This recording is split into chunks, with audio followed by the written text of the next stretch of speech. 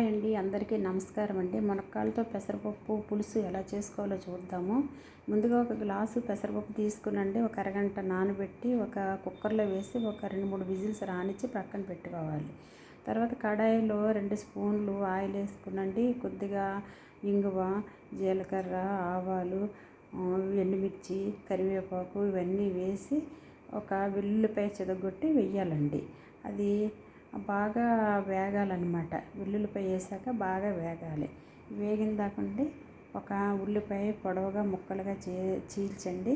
ఒక ఉల్లిపాయ, ఒక టమాటా వేసుకునండి, బాగా మగ్గనివ్వాలి.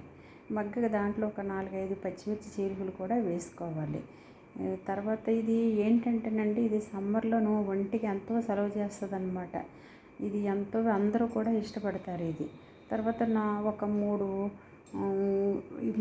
మునక్కాడలు తీసుకునండి, చిన్న చిన్న ముక్కల కింద కట్ చేసి దాంట్లో వేసుకుని కొద్దిగా పసుపు కూడా వేసండి, బాగా అవన్నీ మగ్గనివ్వాలన్నమాట. మగ్గనిచ్చేలోగా మనం పెసరపప్పు ఉడకబెట్టుకున్నాం కదండి, అది పప్పు గుత్తితో మెదిపి ఇవన్నీ వేగిన దాంట్లో వేయాలన్నమాట.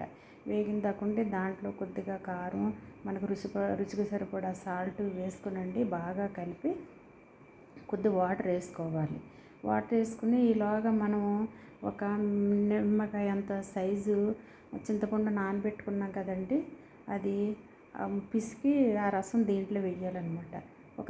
ఒక స్పూను ధనియాల పొడి కూడా వేస్తే ఎంతో టేస్టీగా ఉంటుందండి. ఇది ఎంత సలవ చేస్తుంది అంటేనండి ఒంటికి, మన బాడీ వెంటనే కూల్ అవుతుంది అన్నమాట. ఇది మీరు ప్రొద్దున చేసుకున్న సాయంత్రం కూడా బాగుంటుందండి, ఎంతో టేస్టీగా ఉంటుంది. చూసారా ఎంత కలర్ఫుల్గా ఉందో? అలా మరిగిన దాకుండండి మనం ఒక పక్కన పెట్టుకుని మనం సర్వ్ చేసుకుంటే సరిపోద్ది. ఇది మీరు కూడా ఒకసారి ట్రై చేయండి. మీకు నచ్చితే లైక్ చేయండి, షేర్ చేయండి, సబ్స్క్రైబ్ చేయండి, మర్చిపోవద్దు. ఒకసారి మీరు కూడా ట్రై చేసి ఎలా వచ్చిందో నాకు కామెంట్ రూపంలో చెప్పండి ప్లీజ్.